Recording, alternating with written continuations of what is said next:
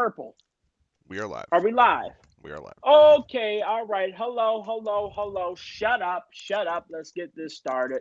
I'm one of your moderators tonight, Terrell McCann, and we want to welcome you to this Democratic primary debate between three equally terrible candidates. We have Robert Sanders, we have Fletcher Scott, and we have Bryson Pittman.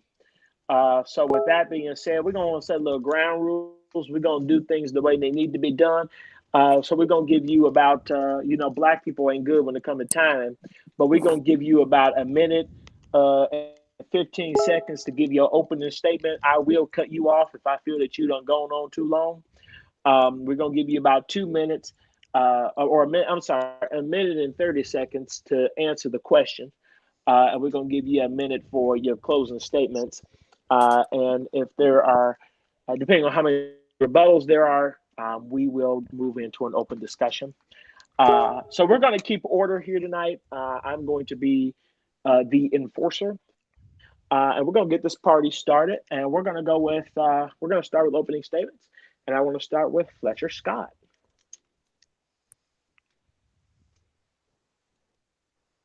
Fletcher. Fletcher Scott from Britain. Sorry, I'm muting myself. Okay. See, this is what we'll find with the candidate, Fletcher Scott. As your president, because I promise to be a change for America. I promise I will make a difference. I promise to make a change that America can believe in. I believe in the hope for the future. I believe in a better world. I believe in a utopia. I believe in peace. I believe in a better economy. And I believe in a world where we can all live together in peace. That's why you should elect me, Fletcher Scott. Okay, thank you for that wonderful but generic opening statement. Let's go to Robert Sanders since he was commenting before Mr. Scott. Go ahead, Mr. Sanders. Thank you. I'm a senator from Vermont and candidate to become the next president of the United States. That's In 2006, I was elected to the United States Senate after 16 years as Vermont's sole congressman in the House of Representatives. I'm now serving in my third term in the United States Senate after winning re-election, and with 67% of the vote, I will have made big changes in the United States Senate and have fought for justice for all as a United States Senator. I was also a mayor, and as mayor, I helped lead Burlington into one of the most exciting and livable cities in America. Under my administration, the city made major strides in affordable housing, progressive taxation, environmental protection, childcare, women's rights, youth programs, and the arts. In Congress, I fought tirelessly for working families, focusing on the shrinking middle class and the growing gap between the rich and everyone else.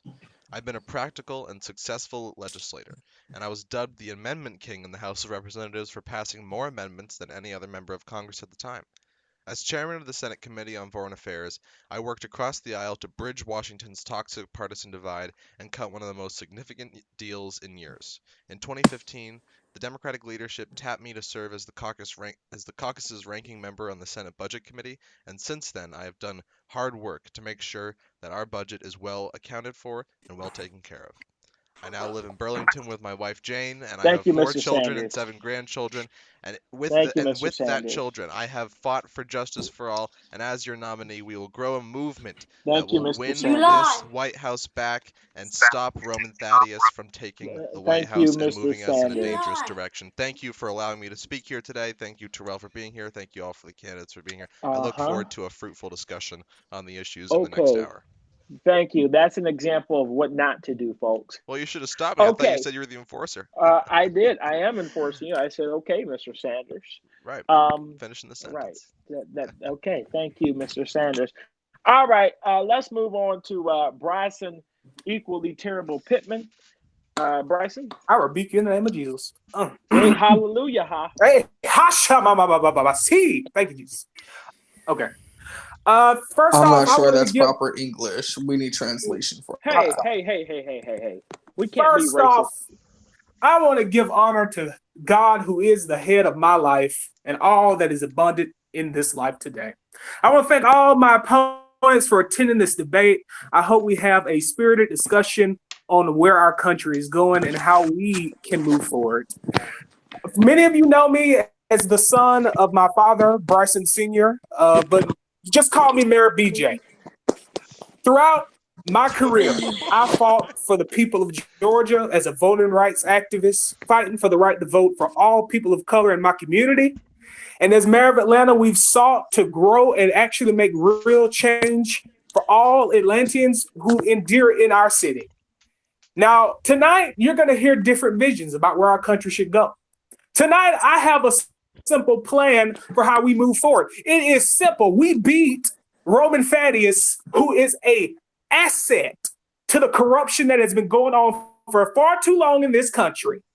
And he has been aided by President Davis, who is owned by the private insurance company.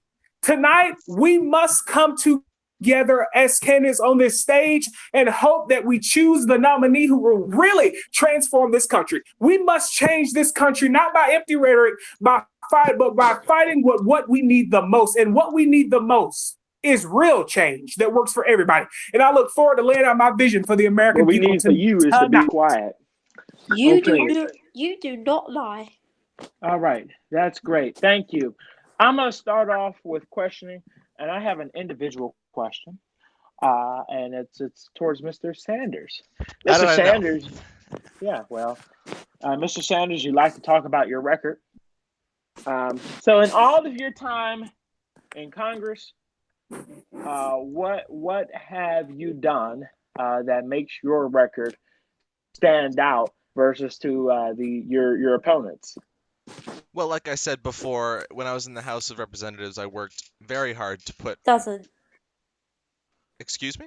Please do not interrupt It while does other not. candidates are speaking. Thank you. Please do not In the- interrupt. I'm the only one. Please do not I'm the only one interrupt. that will be interrupting here. In the House Okay. of Representatives, I worked very diligently to put many amendments onto legislation, dubbing me the Amendment King, where I put more amendments on any legislation than any member of Congress at the time. Amendments is really how things get done in Congress. It's how the sausage is made, because the leadership puts up omnibus bills that include many different pieces of legislation, and the only way to truly get things done in the House of Representatives is to be an Amendment King, and that's what I did in the Senate with Obamacare. I worked with other senators to get the health program in there. $6 billion going to community health centers.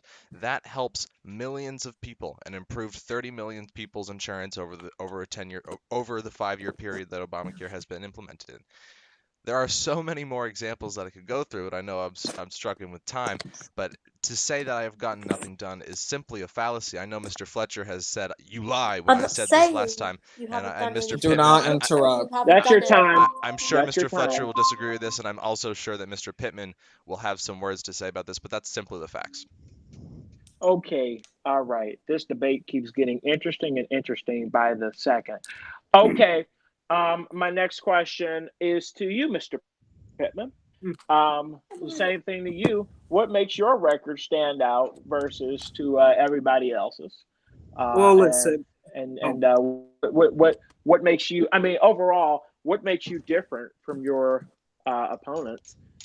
Well, thank you so much for that question, Terrell. Listen, I may be an outsider compared to my other opponents on this stage. I haven't been in Washington, D.C. forever, okay? I don't go by the Washington, D.C. way of things. I've been in Georgia serving the people of this great state. I've been fighting for voting rights on the ground, making sure we get people out to vote so we can take our country back. And I've been doing it for a while, and now we're almost successful. Now, my opponent, Mr. Sanders, says he was the amendment king. Well, that was never the accomplishment king, because the fact of the matter is he never accomplished too much of anything.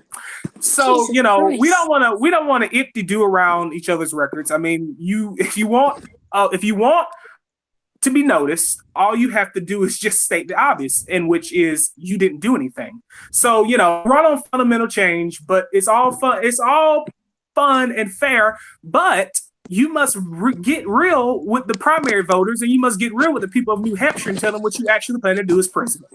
We don't need to look back to what you've done in your past million years, because that's what it feels like. You've been in Congress forever. We need to focus on the future and how we actually plan to change things. So I actually look forward to discussing that tonight. Thank you, Mr. Pittman. With 13 seconds to 13 seconds to spare. Okay. Well, can I get a rebuttal to that? He directly attacked my character. Can well, I you're have going. that question, Well, please? I No, would I'm going allow to. Any I'm rebuttal? going. Scout. I'm going to. Well, my plan is because we were going to get around to that.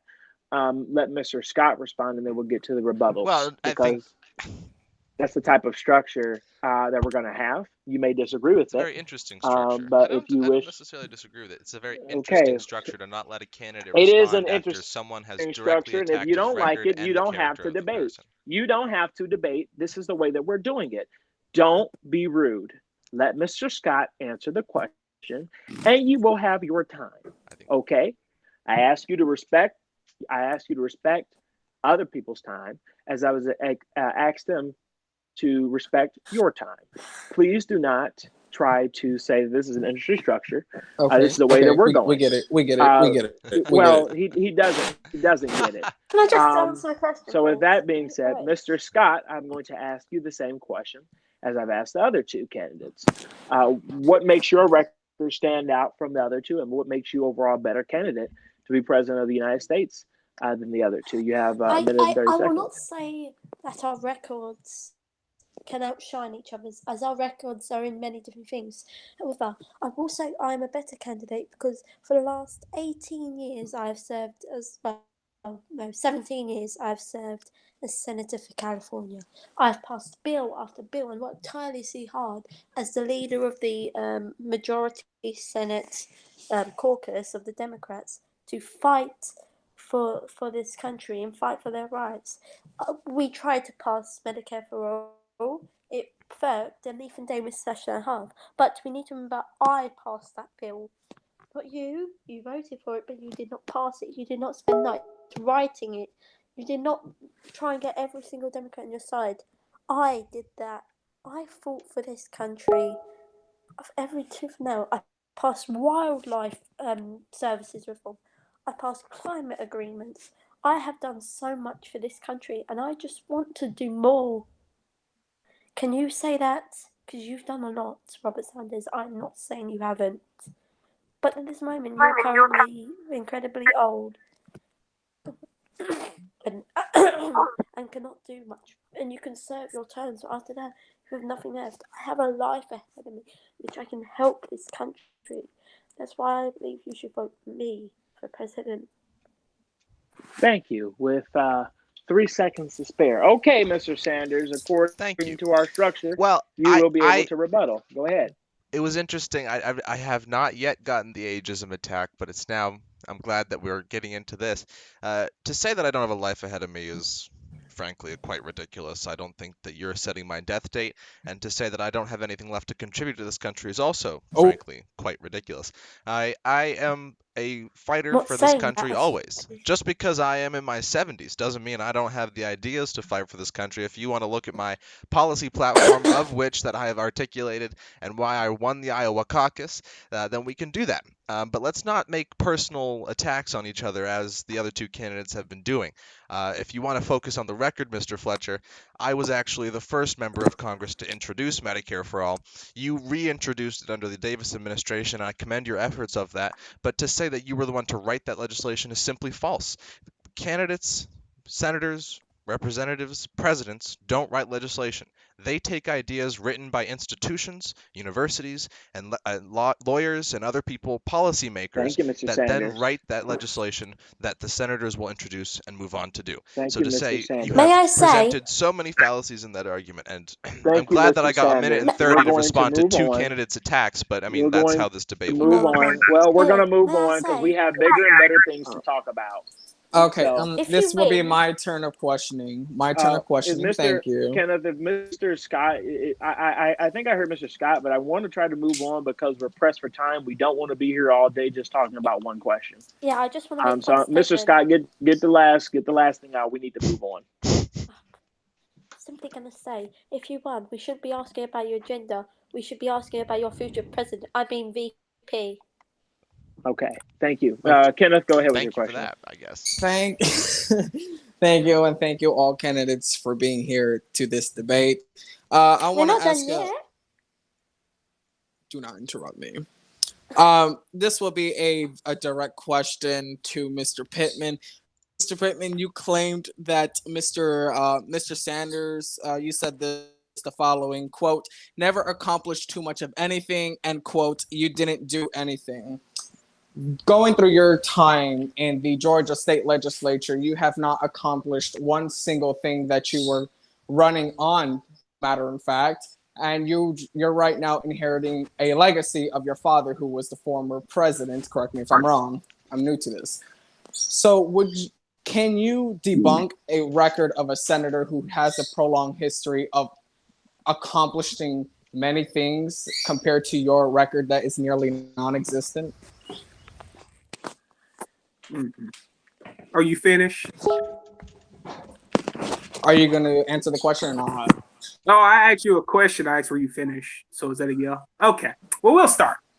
First of all, I'm glad to see that my opponent, Mr. Sanders, has a friend in you on this debate stage tonight. I give him a Yahoo for that because you're doing a good job. But it's let me just say question this. To every yeah, and I'm going to finish. I'm going to finish. Yeah, do you want me to talk or are you going to talk? Are you the candidate? Are you the candidate? So I'll just move on since I'm trying to finish. It's being extremely rude. I'm trying to finish and you keep interrupting. I know you don't like me attacking you. I know you're a little thrown off by that, but you're going to have to just I'm fine with that. But if you're going to disrespect moderators, if you're going to disrespect moderators, you know, a lot of people in your profession get disrespected all the time. Grin and bear it and let me finish. No, then if you're going to put up with this treatment, then I guess that if you can always Mr. Sanders, exit, I have a you can always exit. Mr. McCann, I believe the time belongs to me and not Mr. Sanders, correct? No, the time belongs to the moderators. The time belongs to me because you asked me the question, did you not? Moderators. No, it does not belong to you. It does not. No, because you asked me the question and I'm about to answer and you keep interrupting. No, yes, if you're going to put up with this, you need to accept this. You need to accept this. If you're going to put up with this, Mr. Quinones, you need to accept this and let me finish. Okay, time out. Terrell, can you acknowledge and set the rules that literally I asked one question to not attack the mods? Yeah. Period. Time out. I'm gonna say this for the record. I asked the moderators that I'm doing my best to respect the candidates. And I would ask the candidates to do their best to respect the moderator. The moderator is asking the question. We expect you to answer the question. And if you don't, we're going to press you on it, as I've said. And I'm going to continue to keep up with my promise of doing that. So the time belongs to the gentleman. The gentleman is done with the question. We move on to the next candidate. Otherwise, right now, the time is the gentleman's. Thank you. The time belongs to me. I'm glad we clarified that.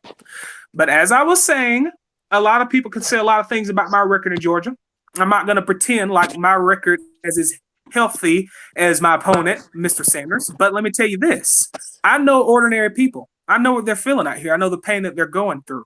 I know the pain that they're feeling from this administration that's constantly making deals behind closed doors with the drug companies. And let me tell you this. I may not be as healthy on experience from a red state, but I tell you this one thing. Real change doesn't come with old accomplishments and politicians who failed at the past of trying to get it done. It comes with something new and invigorating. And may I add for the record, since people want to bring my father into this, my father accomplished more than any of the other candidates on this stage. They might disagree with what he passed, but he got it done. He instituted peace with Israel and Palestine. He passed the public option, which, by the way, they don't like up here, which is a shame because most Democrats don't even support Medicare for all. But anyway, we need to focus on what actually matters in this debate. Do we want to change the course of this nation, or do we want to keep dwelling on the past from Washington, D.C. politicians who keep on promising on ideals promised to their base, or do we actually want to move forward? That's what I offer, and that's what I will continue to offer. Thank you. Me and Sanders both have a joint rebuttal to that. Hold, because Bryson was the only one that answered an individual question. I will get to you and Mr. Sanders, and then we can go on to specific topics. Mr. Sanders, you have a history of being extremely controversial. You cannot be able to draw in Republicans from the other aisle to your campaign. You are seen as a democratic socialist, potentially even a communist. How can you unite a country so polarized by its core to your other opponents that seem more moderate and central than yourself? Well, the fact that we're still having arguments from the 2020 elections, the 2016 elections, is quite sad. Senator Lampros, then Senator Lampros, who went on to win 2 terms as president, ran as a Democratic Socialist and ran on the message of Medicare for all and all these other things, justice for all. He won the presidency, and we are now reaping the benefits of his presidency. And the president right now, President Davis, is reaping the benefits of his presidency. What I am running on is continuing that record, expanding on that record, and moving us further into the 21st century, making the United States a 21st century global economy that will have green infrastructure, green transportation, and an economy and a government that works for all people, not just the wealthy. And what that means is having public funding of elections, ending the corporate influence of money in politics, ending all of the corruption and influence of multinational corporations on the United States government that is causing the lack of action on issues. President Davis got elected because the corporations bested Luca. We cannot let that happen again, and if I am the nominee, that will not happen. Thank you. And the final individual question, Mr. Scott, you don't have much of a, well, according to some of the polls I quickly have reviewed a couple of minutes ago, you were trending somewhat on the top 5 within those ranks, within the top 5 candidates trying to seek for the Democratic nomination. Your record, people will compare it as to Mr. Pittman, nearly non-existent. And you are correct me if I'm wrong, a part of an administration that people are accusing as corrupt. So how can you draw in people from both sides? Well, why am I part of the Ethan Davis thing? Which is why I said, correct me if I'm wrong. Oh, yeah, so you're wrong. Calm down. Okay. Sorry. Okay. Thank you. Jesus. Okay, let me answer the question. So you're saying you don't think I'm a good candidate because I'm tracking in the polls, and people see me as not as extensive as Sanders? Well, let's not look at the polls. Let's look at the results. The results are I'm in second place. I'm running against a long-time senator and before a friend of mine and an unknown legislator whose only claim to fame is being the son of a famous man. So I simply say I have the experience. I can do this. I have the numbers as well. I'm in second place against 3 other candidates who've barely done any campaigning, and Rob Sanders, who is going to be my only main opponent in this entire election. Here. So you have to know. Well, I'm getting ready to join the race, so it's going to be different. If you join the race, Lord have help myself. Yeah, because these answers so far are atrocious. What? Okay, Terrell, let's go into specific topics. Okay, specific topics. Wait, no rebuttals. Okay, you people. Rebuttals at this point seem useless to compare to the answers you start off with the topic. Okay, thank you. Now let's start off with healthcare. Healthcare is a major issue regarding to millions of Americans that rely on healthcare, especially in these times, as of course that the United States has been through a severe critical pandemic. Of course, the well-known novel Healthcare coronavirus. For all. British NHS. Answered. Bye. Good luck. Interrupt me again. I swear I will be taking your minutes away. Wait, Kenneth. Kenneth. Yes. How much? Yes. Yeah, I don't. How much you want to bet he's going to say Medicare for all? Watch. No, not Medicare for all. Healthcare for all. Okay. Okay, same thing. So Medicare is health insurance. No health insurance. You don't need health insurance. Break those guys up. You don't need health insurance. You just go in, you get treated. Like the NHS. How is this so hard for you guys to understand? Well, thank you, Mr. Scott. He wasn't. Yeah, I believe his yet. time is. I think his time was up for the healthcare topic, but okay. So let me finish. So many people may have different plans on how they should transform America's healthcare system and its broken health insurance. So we're going to first start off with Mr. Pittman. Mr. Pittman, what healthcare plan and what massive healthcare reform could you offer to the American people and ensure that the job will be done to, one, safeguard the healthcare, two, expand, three, how would your plans be like, four, would you consider Medicare for all or a two-tier system? Well, thank you for that question. As we all know, healthcare is a very hot button issue in this country. It touches at the heart of every end, from the heartland in the country, from the heartland to the south to the north. We must move forward with improving upon our healthcare system, as my father did when he passed the public option, which still is, I think, intact right now. We must move forward, and I think the only way we move forward is by trying to work towards universal health care. Now, I know my opponents on this stage are very ardent in their support for Medicare for all. I would not. Healthcare for all. Uh, please don't interrupt me. Thank you. Sorry, I know as I was saying, I know my opponents are very passionate about this issue, but there's just something the American people are not overwhelmingly passionate about. The only people who are passionate about this bill are people on Twitter and people who love to call themselves socialists, which must I say, America is not ever going towards socialism, nor do I expect it to. But I believe in a two-tier system where we make sure that everybody is guaranteed good quality affordable health care and are able to negotiate the prices for their prescription drugs, so whether that when they're sick and they have pre-existing conditions, they can purchase the medicine and everything that they need to take care of themselves. Our nation must. Support Ethan Davis's plan?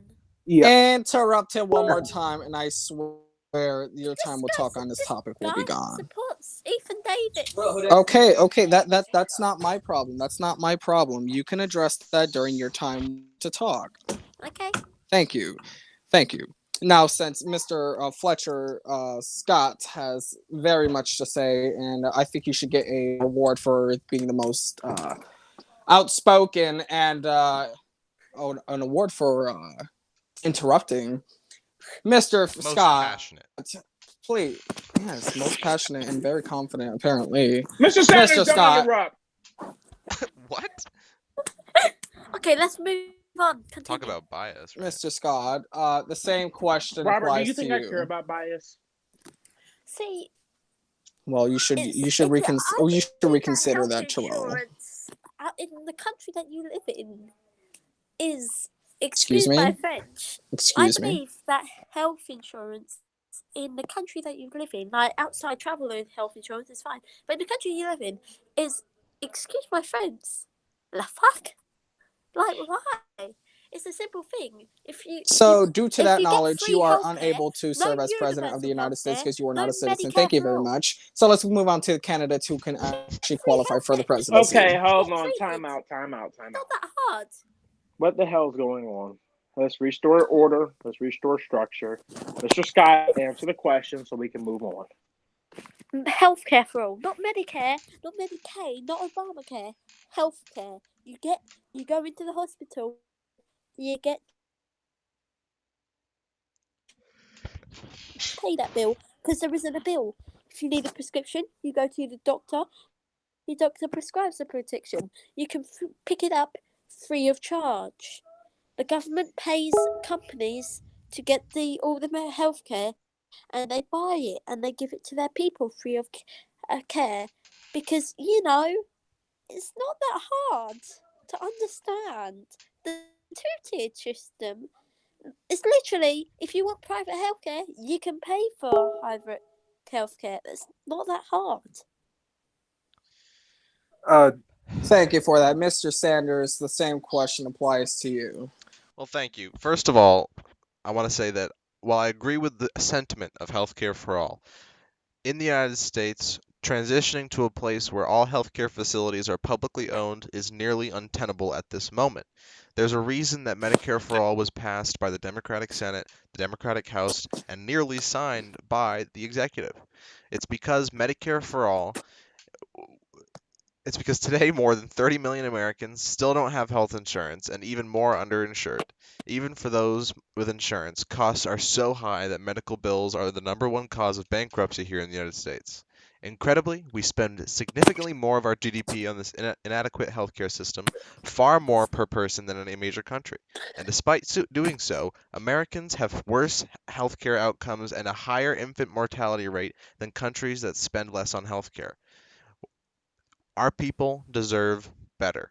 We should be spending money on doctors, nurses, mental health specialists, dentists, and other professionals who provide services to people to improve their lives.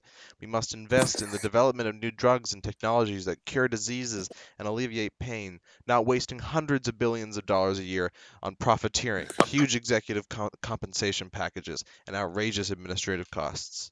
The giant pharmaceutical and health insurance lobbies have spent billions of dollars over the past decades to ensure that their profits become before the American people, buying out politicians, the government, the state house, the governor's chambers, and the entire institutional sector of the United States government.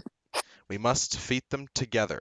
That means joining every other major country on earth and guaranteeing health care to all people as a right, not a privilege, through a Medicare for all, single-payer insurance program. Okay. And to lower the prices of prescription drugs now, we need to allow Medicare to negotiate with big drug companies to lower prescription drug prices with the Medicare Drug Negotiation Act, allow patients, pharmacists, and wholesale buyers to low-cost permissions Thank you. to Thank you. costs from prescription Is drugs Is this in Thank you. Canada scripted?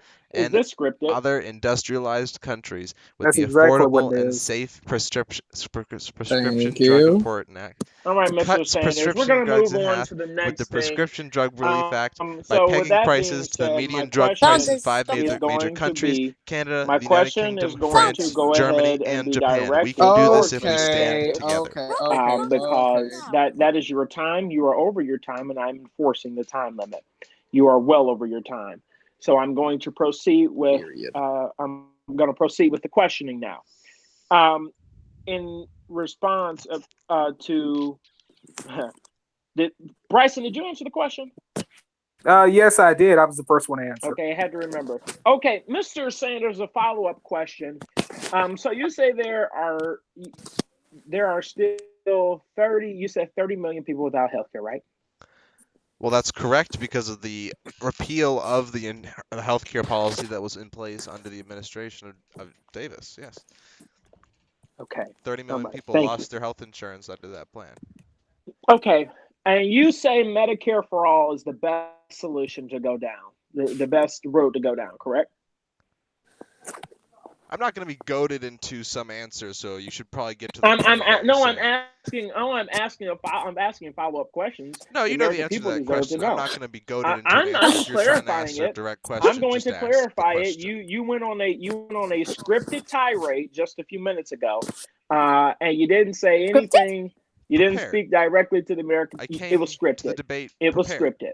Yeah, It correct. was I came scripted. to the debate Yes, you prepared scripted to it. articulate the You policy scripted it. in a Every detailed, word that you just said was data-driven scripted. manner. Coming out my That's ass. correct. But So It anyway, was you're scripted. framing that as if yeah. it's a bad thing. Well, I came with it details, is. data, It is because you statistics, need and to be facts. able to talk directly to the That is American not a people problem. instead of just tirading around here with a scripted script that If you, as nobody president of the understands. United States, So wung it every day, I excuse don't me, think we would be excuse in a me, place excuse or me, a excuse me. position I'm where the United asking States could be the questions. biggest He power of does the wing So world. it every let day. the record Presidents let the prepare. record show let the record show that the gentleman is not answering the moderator's questions, therefore he's unprepared.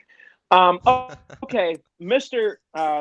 because you say Keno, I let the do you record have would show I doesn't would make do it you have anything to admissible. reconsider say, Mr. otherwise. Keno? Every Uh, individual answered my question correctly. Yeah, well, Mr. Sanders could not answer a simple follow-up We just question, have one but more questions before we end the debate. well, we're gonna We're just getting look. started. yeah, Right, we're Hunty. just getting started because this is. Debates go long, and Mac, you don't even know. Hey, let's move on to something more important. Well, I'm going to have to Um, leave for like 20 minutes soon. you got to leave for 20 minutes. Yeah, after this question. Oh, okay. Well, then we're going to go down to be it's going to be Mr. Sanders versus Mr. Pittman, which is going to There'll be be great peace to and Oh see. quiet shit! when you leave. That's gonna get Okay. crazy. Don't kill each other while I'm Well, gone. it may actually end up being Mr. Sanders versus Mr. Pittman versus Mr. McCann, but who knows? Well, Okay. luckily we have a mediator So in the room. yeah, Thank you, Mr. yeah, we Quinn do. Yoins, for being Let's here. have one more Yes. Maybe you question, should stay Okay, here. alright? we are moving on to the next question, Mr. Scott. Hold your horses. Good God Almighty! Calm 'em. They're barking. Oh, Jesus Lord, heel boy, heel before I throw you a bone. Okay, my next question is going to be in regards to the current. Uh, yeah, let's do that question. So my next question is going to be about infrastructure. Do you Ooh, have yay. one? Do you have an infrastructure plan? Yes! And if Green so, infrastructure. shh, shh, shh, shh, shh. Sorry, I'm that talking. was. I'm finishing. Um, do you have an infrastructure plan? If so, what makes it different from this current infrastructure plan that this Ooh, administration can I go? um, Can I go? has put in place? Can I go? And how much would you spend in terms of infrastructure, and where would the money come from? And I'm going to direct that at Mr. Scott first. Go ahead. Okay, so I have a 3 year plan of green infrastructure and cities infrastructure. Two separate bills. One costs 30 million, one costs 20 billion. I'm going to take this from 1 year in the military budget, where I'm going to show off from, building massive F-118s, which we seem to do every year. I'm just not going to build one of them, which also frees up a lot more money. Anyway, so basically, the green infrastructure plan is a plan that builds over 500 square kilometres worth of solar panels in spaces around the country, which can use the solar panels. We've also got 10 square kilometres of wind turbines and 5 square kilometres of water turbines. We're also planning to build hydroelectric dams in the old dams that really need closing, invest a couple of million into dam checking services, and basically invest into startups that deal with that. The city's infrastructure plan is 20 billion into cities all around the country, into fixing their subways, their metros, their buses, their cars, their roads, their bridges, basically making them into modern metropolises road-wise, allowing more business, more transport, more movement of goods, more money income for the people, so more tax money. So over the next 20 years, we can get our money back. Thank you. This is the most detailed plan I have. Good. I need to go now. Okay, good riddance. All right. Um, Next, I'm going to go to Mr. Sanders, since Thank you're you. full of stuff to say today. Well, I always am. Uh, Yeah. over the past few presidencies, infrastructure has been improved greatly. We have seen a spike in the amount of roads in road improvement and in highway quality. But in that improvement, it has become very clear that it has been urbanized and urban focused. And what we need to do, and what I would do under a Sanders administration, is refocus that infrastructure plan into the rural communities, revitalizing rural areas by. Do you have something to say, Ryzen? Okay. Oh Well, no, I was clearing my throat. all Good. right. Well, revitalizing those rural areas by rebuilding roads, bridges, drinking water systems, wastewater plants, rails, schools, affordable housing, and building a 100% sustainable energy system in those communities. This is still lacking in major communities across the country, and what we see is the continuation of wasteful industries such as coal, natural gas, and other fracking and other fossil fuel industries that are limited in the amount of resources that they can use. We need to readjust and reallocate the resources that we are using in this country, and that doesn't involve any new payment, any new taxes. That just is a reallocation of funds in the budget. As president, I would facilitate that reallocation of funds, bringing nearly $2.5 trillion into rural infrastructure and bringing these new programs, expanding rail infrastructure, that's not focused just on urban areas, but into rural areas to build up the heartland, rural America, and all to create, and that's part of creating an economy that works for all of people. Because once we have infrastructure in these rural areas, then they can finally get the access to the capital that they need to finally participate in the economy that has been boomed from the Okay. progressive policies put in place by the Lampros administration. That's what a Sanders administration Okay. would do. Hey Kenneth, I have a question. Sure. I wanted to make sure I was clear. Did I ask where the money was coming from or no? You asked about his plan, so I believe he gave you a detailed plan about it. I just wanted to make sure that my question was answered to the It fullest. was answered. I Um, said no new money has I, to happen. It's a reallocation of funds in the budget. Those funds come and from I think infrastructure programs, wasteful military programs, and other wasteful programs that happen in the United States. The IRS is overfunded. so. All of these Just to be departments clear, are overfunded. I'm talking about accumulation removing. of different programs, I'm a different accumulation of different programs that we don't use. That's your answer, No, I'm talking about basically. I the just wanted to end make of sure. wasteful programs that the United States no longer needs to use. That's what I just said. That's not what you just said. I'm That talking. is what I just That's said. not what you just. It But doesn't really matter what you just uh, said. You said well, that I it didn't does know how really to pay matter for my because I want to plan, make and sure you're that you're trying to answering the infer that I questions. don't have a payment plan. I I don't did have a. not say that. I wanted to make sure that I was hearing it correctly. Here you go, assuming things. I asked you a question. I'm asking you to make sure that we get your answer clarified, so that way there's no mishaps and there's I no think Kenneth misquoting. pointed out very smartly that my answer was quite clear, but I think we should move on. Well, again, that's his opinion. Me and him have different opinions. I asked you the question. I want to make sure that there was no misquoting because we know how you get when you are misquoted. You like to interrupt. I'm giving you this opportunity I think now that to clarify. someone should go through this debate and timestamp the amount of time Terrell ranting at Robert was happening. So I think we should move on. Bryson should give his Well, answer. go listen, listen, listen, We're just adding to listen. that Inter- go compilation ahead. right now. Go ahead. Go ahead. You didn't answer my question completely. Mr. Pittman, answer the question. Thank you for that. Well, my opponent, Mr. Sanders, likes to try to deflect from the question when the heat gets on quick. And I noticed something in his answer. He said something about new taxes. Well, I don't understand how you plan to pay I for said no infrastructure new when you have taxes in the infrastructure plan. Okay, okay. I heard you. And what I'm telling you is, how do you plan to invest in infrastructure when Medicare for All is a whole brand new tax by itself? You cannot simply pay for infrastructure investment and Medicare for All. I'm telling you what's going to happen. The country is going to fall apart in debt because you simply have an irresponsible rationality for paying for it. And all I got to say is this: you either pay for the expensive Medicare for All plan, which is going to cost $30 or $40 trillion over the next couple of decades, or you can choose to invest in infrastructure in rural areas and urban cities. I choose to invest in infrastructure. And another thing that my opponents couldn't tell you what they would do is how much they would invest in our infrastructure. I want to give you a clear price.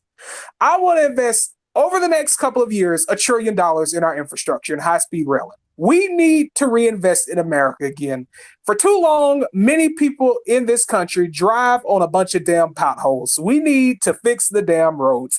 And I actually plan to do that. And we need an infrastructure bank. So where all the money from the existing budget, we can allocate to a safe space where we can go to that bank and pay for infrastructure projects all across this nation, which is what we need to do.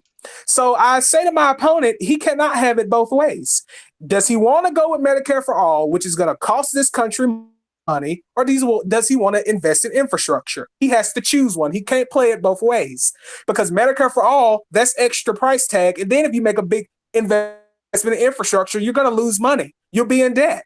He needs to think about things before he just sprouts off about them because he doesn't have any real ideas as to when will the change come, Senator Sanders? When will the change come? Because all you've said is what you want to do, but you really don't have any basis reality of your plans. So all I tell you is this: a Pittman administration will have a plan to invest in infrastructure, and we're not going to go with this rope-de-dope strategy of, well, we want to do Medicare for All, but then we want to do infrastructure, and then we want to do this and that. No, we have a plan to invest in infrastructure, not an experiment that's going to raise taxes. And basically, we won't have any money to pay for infrastructure because of that Mr. new Pittman? tax.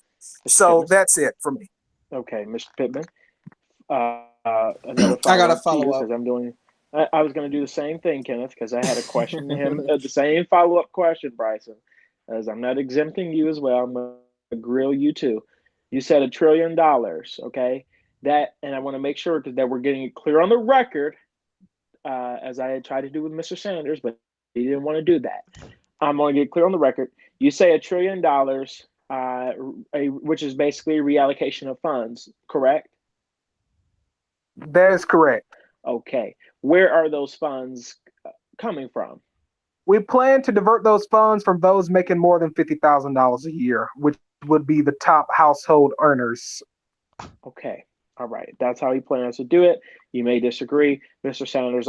Or Kenneth, did you still have a follow-up question, or did I ask it? Yeah, no, I still have one. Okay, go ahead. Thank you. This is a follow-up question for Mr. Pittman. Mr. Pittman, you've acknowledged here on this live debate a few moments ago about that Medicare for all will cost at least $30 trillion over the course of decades with an S.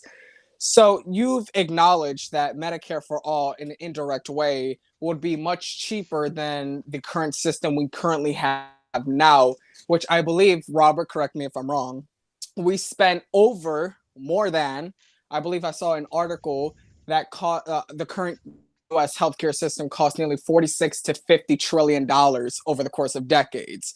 And you've acknowledged here that Medicare for all will cost $30 trillion over the course of decades. Would you acknowledge and would you reconsider implementing a Medicare for all system just to lower the cost? Because one, in order for a two-tier system to work, you need to pay for extra costs, such as administrative costs, which articles predicted to be from $500 to $1 trillion just for operations itself, which is what we pay for. And then we have to pay extra tens of billions of dollars for other operational costs in order to implement a two-tier system, which you are favoring, Mr. Pittman. So would you reconsider your position on possibly implementing Medicare for all rather than expanding on or continue to keep a two-tier system that continues to cost way more over the decades than Medicare for all? Thank you for that question, and that is a hell no to that one. First of all, you may, in your mindset, if you believe in this policy, and it is expensive, don't. To everybody watching at home, do not pay attention to this narrative that, oh, well, sure, it's going to cost a little bit much, but then again, it might be cheaper. But then again, it's okay because you'll have better care. First of all, that's a myth. That is a big myth. You may think that, but look, all these other policy proposals that they are proposing on the far left of the socialist wing of the party, they want Green New Deal. They want Medicare for all. They want this. They want that. That's all going to add up over these next couple of years. Everything is not free in this country. Everything is not guaranteed to you. And so that's what I said to this whole narrative that healthcare is a right. No, healthcare is not a right. The Second Amendment is in the Constitution. But then again, it didn't say that you had the right to own a gun. You have the right to defend yourself, but it doesn't give you the right to get one. There's nothing guaranteed in this country. And that's something that some of these people who believe in these policy prescriptions don't understand. No, everything is not guaranteed to you. This is a country of privilege. This is a country where you have to earn your take and you have to keep moving. You have to work hard and play by the rules. So no, nothing is guaranteed, and I will not reconsider because this plan will cost the American people money. And how are they going to pay for it? Raising your taxes. Isn't that fun? Do we all want to raise taxes on the middle class? I think not. So no, I will not reconsider. Hell no. Okay, so I have possibly two more follow-ups. One, would you do you think it's better for the U.S. government to save more money over the course of decades? Yes or no? Save more money for our children so they don't have the debt. Yes. Okay, so do you acknowledge that Medicare for all is at least $20 trillion cheaper over the course of decades than what we have now, which saves money for the next generations and more generations to come? Aided by other progressive, extreme liberal policies that will triple. Mercatus study is I'm asking if you acknowledge the statistics that 22 studies prove that Medicare for all these statistic studies have been historically by liberal universities, extreme far left universities. So you're denouncing bipartisan studies, Mr. Actually, Pittman? they haven't been bipartisan because The It professors who wrote, has. the people who wrote these studies have long been in favor of the cause of socialism. Anyway, all Okay, I we gotta still say got to get on is the it moral. doesn't add up. When you add up, Let's I add it all up together. yeah. These policies will cost more money than the universities may say they Well, do. I Well, your know policies will jack up Kenneth. the Kenneth, I continued know cost of Kenneth. thirty That's your trillion opinion, but you're not a dollars. Kenneth, candidate I for know But president. I Kenneth. am. I am. Listen, I You're excuse a me, choose to candidate excuse for me, study. excuse president? me, Oh Mr. my excuse God, President. what's me, your campaign? excuse me. We have more things to get to. Oh my. Mr. Sanders, I know you got something to say. Make it quick so we can get on to the next thing. We I don't want to actually, be here for 2 more hours. I actually don't have anything to say. I think the principles that both candidates represent are very clear. I believe I am an FDR Democrat. I believe in a second Bill of Rights where everyone is Okay. guaranteed to health care FDR and wasn't a socialist. correct. And I'm Boy, also oh not a boy. socialist. And just because you label What, me you're as not a one, socialist? uh, yes, just because you label me a socialist doesn't make me a Well, socialist. you But well, you said you were a democratic socialist. I didn't Well, interrupt you when you were speaking, Bryce. Well, He I did just not want to say clear the that. record here. I said We want to that. clear the Can record I because we need to finish? I know Can who I you're said talking I that. about. want to finish? move on. Can I I want to finish? move on. Yeah, hurry up. The principles that both candidates represent are clear, and the American people understand whose principles are best to lead us in the fight Not yours. Against Roman Thaddeus. Don't interrupt. Okay, thank you. Let's move on to to something different. Kenneth, I brought up the infrastructure question. I guess we moved on from infrastructure to healthcare. Um, so let's move on to our let's go down the route of gun control. Since that seems to be a big thing now. So, as many of you know, um, the U.S. Has had some of the highest uh, homicides due to. Robert, did you say something? No? Okay, I thought I heard you say something. Um, Due to gun-related deaths. As a result, if you are elected president, what would you? And this is specifically about an assault weapons ban. Would you ban assault weapons? And first of all, what would you, under your standards, what would you consider as assault weapons? And would you ban them? Why or why not, Mr. Sanders? Well, this is the thing. Part of your question, uh, part of your question hit it right on the nail. If I was president of the United States and a bill came forth to me that banned assault weapons and used that as a general term, I being studied having studied the law know how specific terms need to be for them to be considered legal and for legal matters to be handled in court. If that bill is too general, I will not sign it.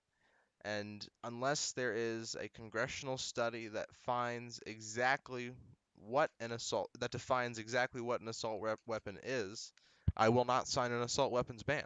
We cannot set a precedent of banning weapons in the United States when the Second Amendment is clear and it clearly states that the individual has the right to bear arms to protect from government tyranny, and especially in the modern age, it is dangerous to concede weapons to the government in any scenario.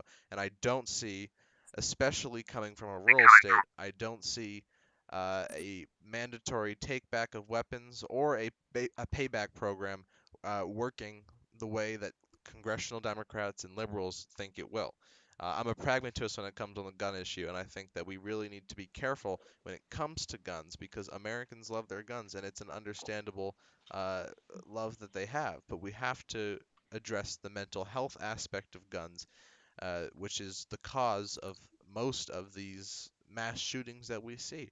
That is how I think we address the gun violence issue in the United States, is addressing domestic violence and the mental health issues, breaking the cycle of poverty that will reduce the crime and violent crime that creates gun violence in the inner cities, investing in education and all these other things that will do such thing, and we can in turn end gun violence that way by Senator, using intersectional issues to address the issue. Senator. So just to be clear for the record, you do not have particular guns that you would classify as assault weapons, correct? To be clear for the record, my campaign has not conducted a study on what guns, considering the amount of guns, it would be a waste of campaign efforts to conduct a study on what guns should be banned. And what I'm saying is, and what my policy is for there to be a congressional oversight hearing in a particular committee to define this assault weapon, to define an assault weapon and categorize guns under that definition, to then move forward with an assault weapons ban if that's what congressional Okay. Democrats chose. Okay. I just wanted to make sure that we're clear on that. All right. Thank you for answering that question. Mr. Pittman, the same question is directed to you. Would you like me to repeat it? No, I have the question. I want to thank you Okay. for this question because gun violence is an important issue in this country. Too much bloodshed is in the streets. Too many bodies are getting piled up because it's simple that fools, psychos are getting the right and told that they can buy a military assault rifle. And I want to just go ahead and respond to my opponent. I don't know what primary you're running in, but this is a Democratic primary. And honestly, we don't believe that you simply have the right to buy AR-15 and go, and I quote, go hunting. First of all, I don't think you need an AR-15 to go hunting, if I'm not mistaken. We need to act on this. And if I'm elected to the White House, I'm not going to wait for Congress to throw it on my desk. I'm going to get to the chamber and push for the damn assault weapons ban because we need it. This country for too long has always been of the belief of the Second Amendment, but some people don't understand the true basis of the amendment. It doesn't say you have the right to own a military style weapon. That doesn't say it. It says you have the right to defend yourself. And I find it very conflicting that Mr. Sanders supports Medicare for all, but at the same time, he's against government tyranny when it comes to a gun. That seems like somebody who's contradicting themselves on different topics. And we need to go ahead and clarify that because if you want to talk about tyranny, well, pretty much your whole platform is tyranny. We need to move forward with bold structural change on guns. And that means getting rid of loopholes that allow people with mental illnesses to buy guns and military rifles at that. And I will tell you what I classify as a military assault rifle.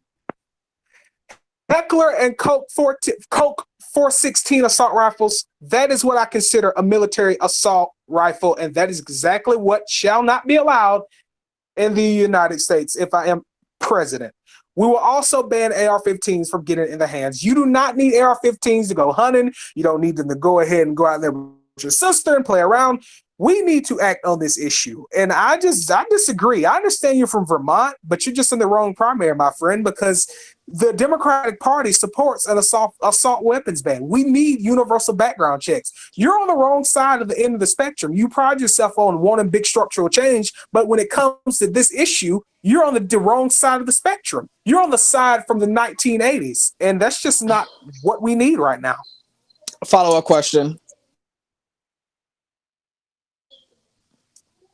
Thank you. I will take that as a yes. Mr. Pittman, this is another follow-up question. You have just called out Senator Sanders for one, endorsing big structural change like Medicare for all, but not endorsing an assault weapons ban that, of course, many Americans favor. But wouldn't it seem hypocritical on your part, using on your point of view, and of course using your words against you, wouldn't it seem hypocritical of you endorsing something like assault weapons ban, which is a big structural change against Medicare for all? So would you like to clarify on that? Yes, I would. Thank you for the question. First of all, the assault weapons ban isn't going to go with raising taxes. So that's my issue on that moving forward. That's all you have to say to the question I laid out for you? Okay.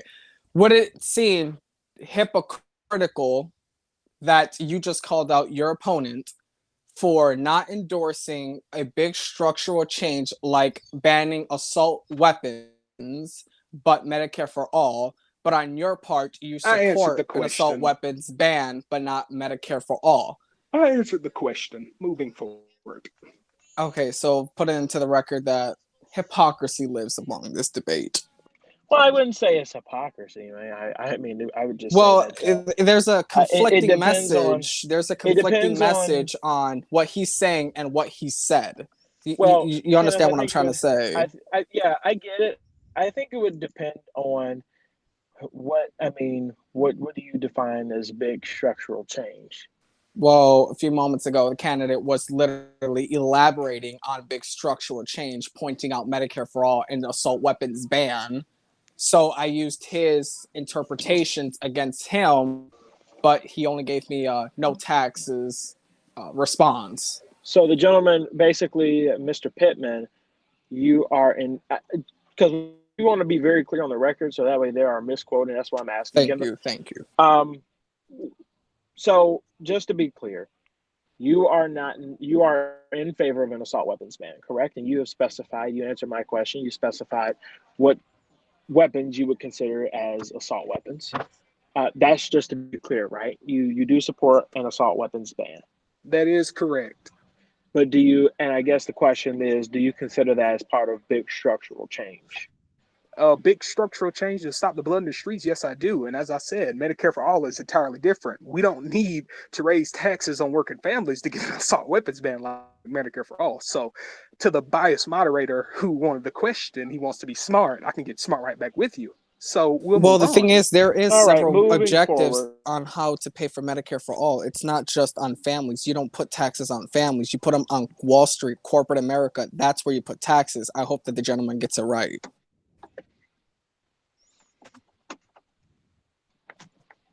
All right, moving, Mr. Sanders. I know you got something to say. Nope. Again, the principles could not be clearer. There's no need to spat further Yeah. with the candidates. So I think it's clear. I do want to point out Candidate. that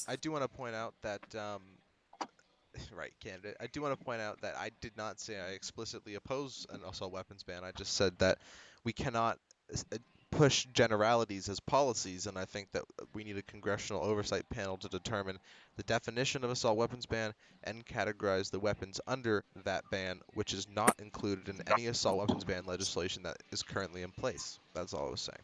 But we can move forward.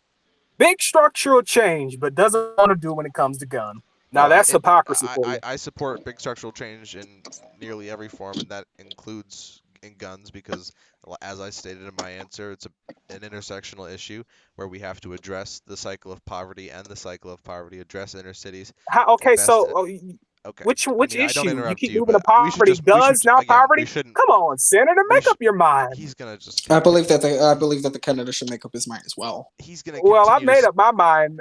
Mr. Well, I want to this ban is, Mr. Jr. is assault gonna continue to weapons. slander, so I mean we should just move forward. this is Slander. this It's slander this, when I call you out on your contradictory statements on big structural change when you want to do Likewise, what you Mr. it's only Pittman. valuable to you and your people. Likewise, Mr. Senator, Pittman. come on. okay. I'm doing my best right now, to try to keep and maintain order. I do recognize the bias on both sides. Well, This is I'm why I'm biased with clarifying. facts. I'm I'm biased No, with you're clarifying. biased for Robert and Sanders. I hope he I'm gives you the vice I'm I presidency when you're just ready. clarifying. joined this game literally Okay, like an hour ago, and you listen, expect me to be biased. Okay. folks. Listen, folks. All right, let's move on. Mr. Pittman, you may feel that there's bias. Mr. Sanders, you may feel that there's bias. Mr. Quinones may feel that there's no bias. It doesn't matter as long as you're answering the questions. I don't care. Um, let's move forward. Is there anything else that anybody wants to say when it comes to this issue of gun control and potentially banning assault weapons? Anything else that we need to say? I do. Mr. Pittman, get the last thing out so we can move on to what Mr. Quinones has to say. Yes, I want to let my friends in the NRA know that I will be coming after you, but you can count on Mr. Sanders supporting the White House if he's so fortunate enough to make it in there, which you won't be. But anyway, you can count on his backing if he's elected because he works for you. Moving on. That's coming from a candidate who runs on his father's Kenneth, legacy. don't do it. Kenneth, don't do it. Don't do it. Don't do it. If you want to debate me, you should jump in the race. Oh, I will be. You know what? I'm announcing my. All right, Kenneth's announcing. Let's get this going. Kenneth, are you running? Darling, I just got into the race, so I don't. It'll be a conflict of interest of me actually becoming a moderator of this debate and then turning into a candidate. Sit down as So moderator. I'm still here. Okay. Uh, Well, On it's up to you. in. I believe well, it's you know what? Nancy. I believe the gentleman has sent me an invitation. You know what? I'm jumping in. The water's warm. All right, It as is. Nancy It's Pelosi, warm. as Nancy Pelosi once said, "Come on in, the water's warm." All right, well, welcome, Mr. Kenneth, to the middle of the debate. Um, okay, so my next topic is basically going to be about what you're going to do in your first 100 days as president. Mr. Quinones, since you're the newcomer, how about you go first? Thank you, Mr. McCann. So, one, we're gonna lay out the facts here. Okay, my first 100 days. One, we're gonna make sure that Congress puts a bill on my desk about involving gun control and a regulation on purchasing a gun. If not, I will instruct my Department of Justice to take action with my executive order. That's number one. Number two, we will lay out a plan with executive orders if Congress fails to act on investing in rural America, and two, investing into our communities of color, communities that are in poverty, communities that have been suffering for years, for decades and centuries. We need to give back to them. Number three, we will ensure that we put accountability on Wall Street and ensure that corporate America does not feed upon the people that pray that a government works for them, not CEOs. Next, we will move on to ensure that we get a proper healthcare reform system that works for the American people, not private insurance. Then we will move on to education reforms, and then we'll go on to foreign policy initiatives that benefit the American people and America's interests. This is an initiative for them, not for corporate America, not for the few, not for the rich and powerful, for the American people. Simply on the basis that I've been present in this debate, some candidates fail to address the issues that the American people are actually facing. Some people fail to acknowledge facts and statistics. People in this stage continue to dismiss studies that actually prove what is good for America, but yet continues to be in the pockets of the few. I believe we need to change that, and that's why I'm running for president. And those are my 100-day proposals that I tend to move forward with. All right, well, let's watch Mr. Pittman go. Well, Mr. Sanders, you haven't said anything in a while. Well, no, I just don't want to Uh, engage let's in the spat of let's this. I mean, let's we're here let's for. watch Mr. Sanders not attack Kenneth. Well, we know the So candidate, the moderator has been running for the candidate the whole time, so he hasn't had to say much. One of okay, them. so Mr. Sanders, what are you going to do within your first 100 days as president? My first 100 days will be committed to reenacting the Medicare for All Act, investing in the infrastructure plan that I outlined here, and improving and breaking the cycle of poverty to improve the mental health and break the cycle, and in turn, addressing the gun control issue. We will address all of the issues in the first 100 days because all of the issues are intersectional, and this is one of the problems that I have with presidential debates is they individualize each issue when the reality of policy in this country is that every issue is connected and every issue affects the other. So, as president, what I would do in the first 100 days and throughout my term is continue to fight for justice for all in every issue, systemically changing this nation, ending systemic racism, and changing the culture of this country as the president can do as the figurehead and world leader that he is when elected. That's what I would do as president. If you want a detailed list of policy, you can go to robertsanders.com, read through my nearly 36-page policy platform where I outline specifically what justice for all means, how we get there, and how we achieve it. Throughout this debate, I have articulated that vision. The American people, the people in Iowa, the people of New Hampshire, the people in Nevada, and throughout this country know whose vision is the strongest to go on and take down Roman Thaddeus and articulate a vision that will recapture the American people's imagination and win us back the White House. Okay, Safari cannot open this page because the server cannot be found. RobertSandersForAll.com. Okay, uh, Mr. Mr. Pittman, what are you going to do with your first 100 days? Well, it's simple. we're gonna work on comprehensive criminal justice reform in America. It's way past time to actually ensure justice. A lot of people, naming my opponent, Mr. Sanders, talks about justice, which he really hasn't mentioned criminal justice reform because that is a vital way to ensuring justice for all. Second thing I'm going to do is take on the drug companies and start putting drug company CEOs in jail because we want to talk a lot about corporate greed, but the only greed I see is coming from the drug companies who constantly jack up prices on the American people to make a quick buck. So we're going to start with that. We're going to make sure that Congress actually holds them accountable because for too long under this administration, and now by corruption, has it gone on, and we will fix that. The third thing we're going to do is reinvest in our public school system. For too long, the conservatives have always advocated for education freedom, charter schools, and putting wealthy families ahead of working families. And we need to change that.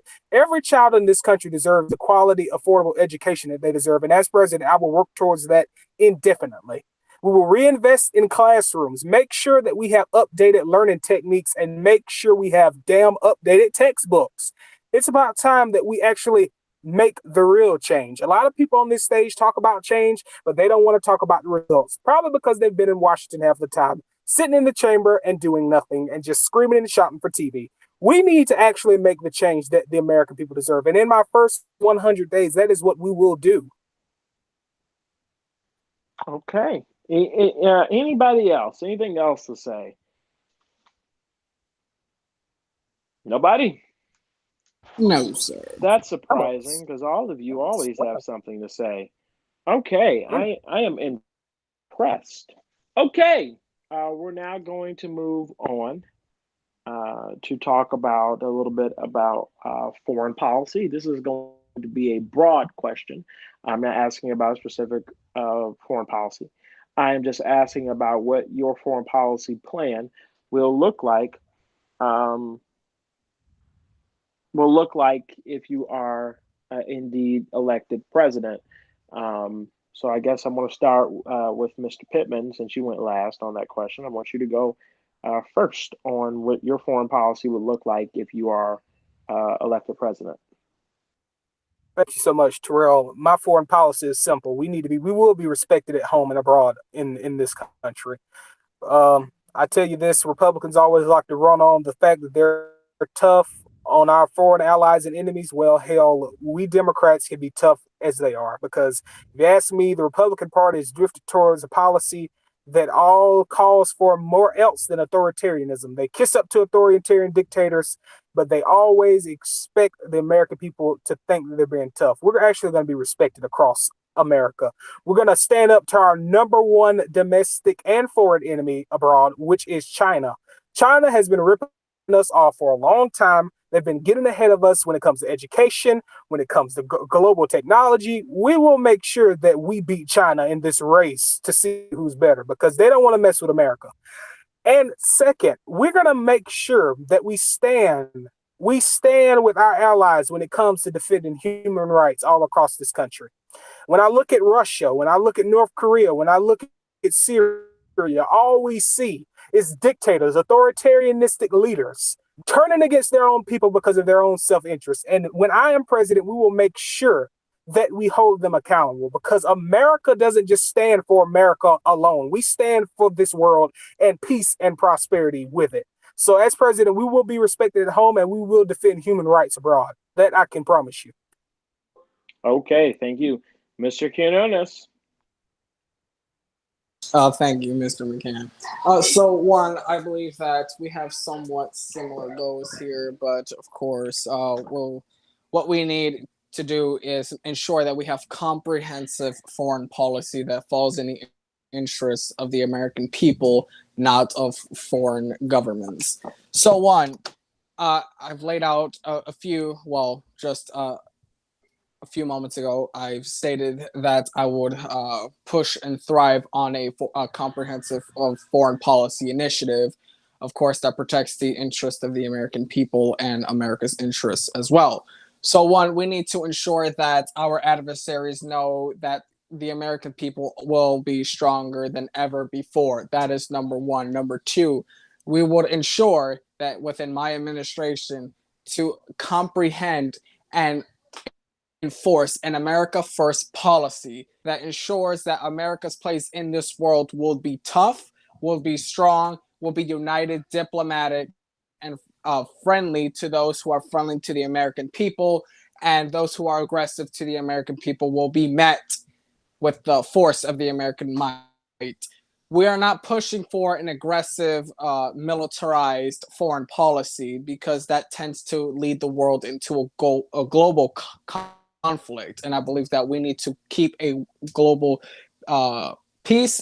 We need to keep security, and we need to ensure that the American people are in a world that they can truly enjoy and prosper here at home and abroad.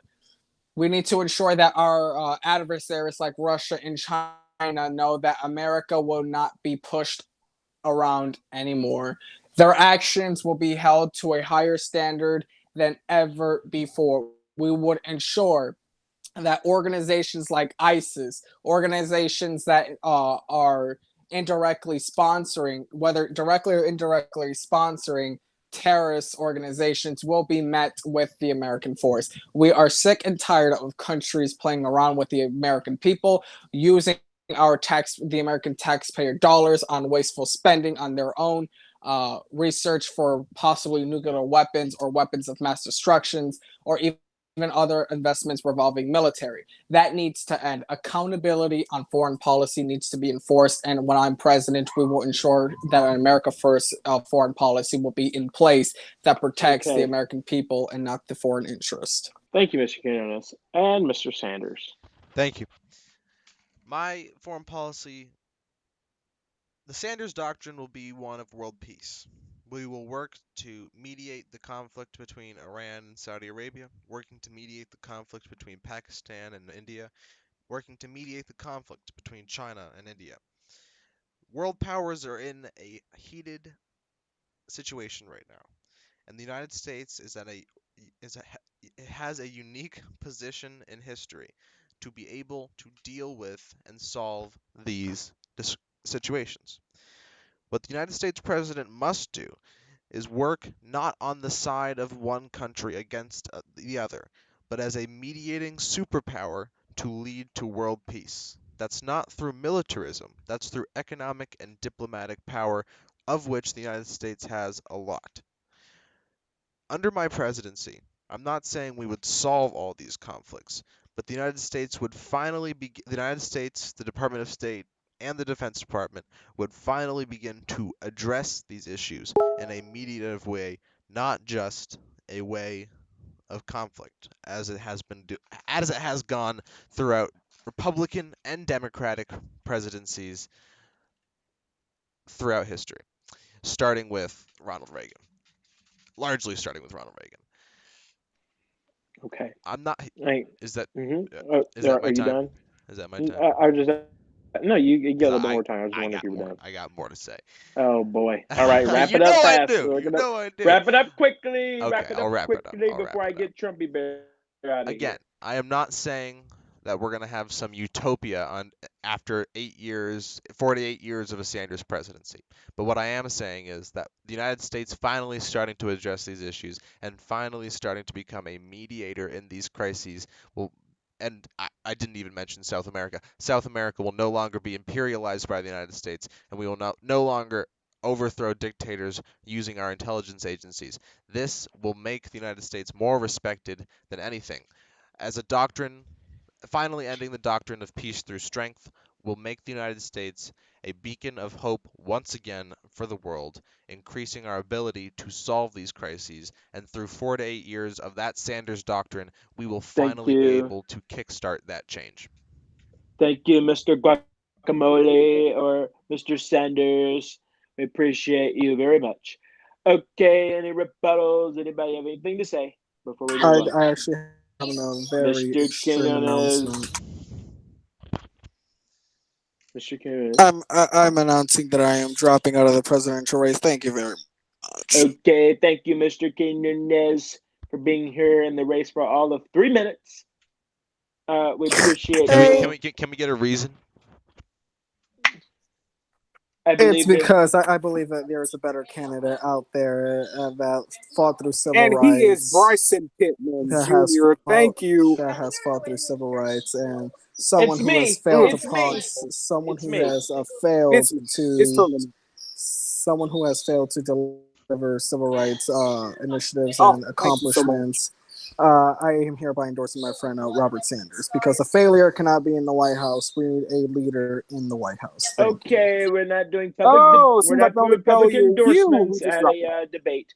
All right, I'm getting ready to wrap this thing up because we have better things to do. Okay, my last and final question. Uh, so this is in regards to the general election, and this is a two-part Oh question I my would God. like you to answer. Yes, Mr. Sanders, I'm going to ask that question, and you know what it is. So the first part of my question is, why do you believe that you are the best candidate to take on what looks like the eventual Republican nominee, Roman Thaddeus?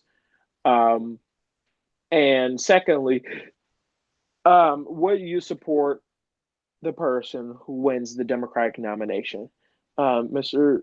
Sanders?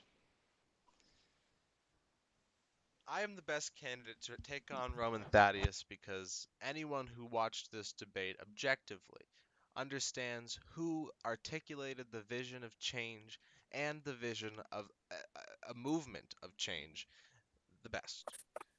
I am that candidate. And what we need in the general election is someone passionate, experienced, someone who is going to expand not only on the Lampros doctrine, but on the Sanders doctrine from 2016, and moving forward for world peace at home and abroad, using the United States' superpower status to do so. Roman Thaddeus represents a continuation of the failed regressive policies of the Davis administration. And what we need is a candidate who can articulate not only that, but, as I stated before, the vision for the future. That is how we win the electorate needed to go on and sweep the nation to take back the White House and make the change needed to create a better United States for everyone. I know Bryson Pittman is going to say, he's a socialist. He can't win. He's a socialist. He's a radical communist. He cannot win. But every How election in did the you past, know? every election in the past 20 years, however many years, Mr. Lampros's election, even your father's election, has shown that the message of progressivism, not socialism, progressivism, can and He wasn't will so. win a general election. Mr. It's won Mr. Sanders, it's won the it's won the Democratic Party multiple elections at I'm this gonna point, and to scratch my head. continue the moderate talking points of progressivism cannot win is just simply ridiculous at this point. Okay, and so are you going to answer the second part of my question? The second part of your question being, Okay, will you support the eventual Democratic nominee if it is not yourself? I'll tell I you at think the I'll time. answer for him. I'll tell you at the time. No. No, I'll tell you at the time. I'll keep you in suspense. I'll tell you at the time. Okay, let the record show he said he's going to keep us in suspense. Okay, thank you, Donald Trump. All right, Fletcher, welcome back. You're just in time for the ending of the debate. Hello. Bryson, um, same question to you. Why do you think you're the best candidate to take on Roman Thaddeus? And will you support the eventual Democratic nominee? Oh, can I have that question? well, thank. You just got back in here. Chill, behave. Anyway, first off, Terrell, I want to thank you for that question. And look, here's the thing. Here's why I'm best. I'm the best person to go up against Roman Here it Thaddeus. comes. I'm not a Many of you socialist. who've been watching this debate, no, it's not that. But many of you have been watching this debate. You know, I have the fire, I have the passion in my body to go against a corrupt individual like Roman Thaddeus, who's been a lapdog for Ethan Davis ever since he chose him as his running mate a long time ago. You saw what I've done to my fellow Democratic opponents on this stage. I have the power in my might to slaughter you. I will make sure I will make sure that I prosecute the case against 4 more years of the same, the 4 more years of the failed, the 4 more years of cronyism and corruption that has plagued this country through Ethan Davis and Roman Thaddeus. I will not be afraid to speak the truth.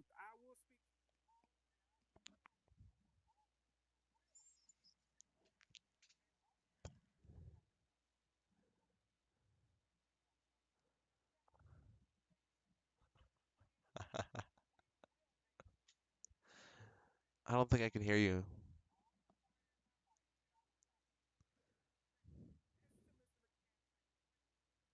Make a commitment on this stage. I'm sad that my opponent didn't, Mr. Sanders. He didn't make the commitment. I will support whoever the Democratic nominee is for president because this is a moment in time where we cannot simply tuck tail and get sad when one of us may come up short. I pledge to support him or Mr. Scott, whoever may win, and I hope that they do the same for me. Okay, thank you. Mr. Scott, since you just got back, you can answer the question. Why are you the best candidate to take on Roma Thaddeus? And will you support the Democratic nominee no matter who it may be? Maybe it could be me. Maybe it could be Mr. I'll Sanders. answer Maybe the it could be second Mr. question Pittman. first. Yes, of course I support the Democratic candidate. That would be dumb. I'm not Ted Cruz. I'm going to not support the Republican candidate. We need to take down Roman Thaddeus. However, a slice of wet ham can take down Roman Thaddeus. But I believe that I am the best candidate to take down Roman Thaddeus because I have a passion for what I'm doing and I've done it for so long. I have an experience and a passion in what I'm doing. I have done so much for this country, and I believe that someone like Roman Thaddeus, who has done everything for himself, cannot come up against any one of us who has poured our heart and soul into this country. I believe that we are the change that American needs. Not me, not Robert, not Bryson. All of us. The Democratic Party is change. That's what I believe. I don't care who wins this nomination. I just care that we unite around a candidate that will beat Robert Thaddeus and bring change to the White House. Here, here. Okay, thank you very But much for your you didn't answer. commit to supporting the nominee, though. Thank you Yes, for. I said I support nominee. No, I Yeah, wasn't he talking to said. you. I was talking to Oh, Mr. Oh. Mr. Sanders. Sanders. Tell my Mr. Sanders. Okie dokie. All right, let's move on. We're getting ready to end this debate, and we're going to end it by closing statements.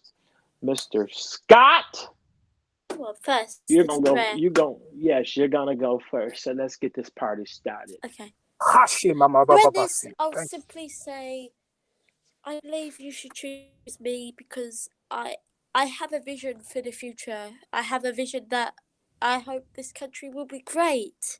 A vision where you walk in if you have diabetes and get your insulin for free. I believe in a country where you can drive from Detroit to Lansing within 3 hours without being stuck in roadworks. I believe in this country, and I believe that's why you should elect me. Short and sweet, always. Yes, Mr. Sanders. Well, thank you, Mr. McCann, for being a fair and balanced moderator this entire time, holding his feet to the fire of all candidates. I would also like to extend that same semi gratitude to former moderator, former candidate, now surrogate of my campaign, Kenneth Quinjoins. Excuse me, what? And and I would I like have a to Y'all vision lot of happened what's like and I would happening. like to extend that to Mr. Scott and Mr. Pittman, who, while I may have disagreements with, at the end of the day are good people, and we know this. I don't have to go through the same old stump speech that I've given now 3 times in the opening and final answer of this debate, but the American people, the Democratic electorate, the people of Iowa, the people of New Hampshire, the people of the country, and Democrats abroad know which candidate has the articulate passion, not passion through ad hominems, not passion through slanderous attack, not passion through personal smears, actual passion towards fighting for justice for all, bringing the working people of this country. I don't know why someone's whispering while I'm giving this speech. Thank you. Thank you. Fletcher, mute your mic, please. Thank you. Let's speed this up so I can. I got a We card know game to which get candidate to. is going to bring the working class people together to defeat once and for all the unjust power dynamic in this country, which will in turn bring peace domestically and with a president who will have a foreign policy based around that same doctrine, we will bring peace to the world. That is what a Sanders administration is about. That is how we defeat Roman Thaddeus. That is why I am running Thank for you. this nomination. Let's go on to New Hampshire. Let's go on to Nevada. Let's go on to South Carolina and all other states, and let's win this thing and make this country a force to be reckoned with once again. Thank you all very much. Okay, thank you very much, Mr. Pittman. Hey, Chance to throw the put the fire out with water. Go ahead. Oh, it's just gonna be more fire. yeah, glory, Hush about C, but let's go.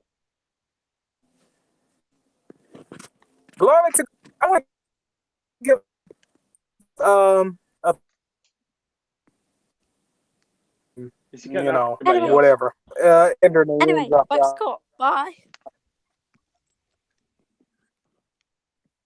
Hello? Bryson, are Okay. you still with us? I want to thank everybody. Bryson, you I with want to us? thank everybody for attending this debate.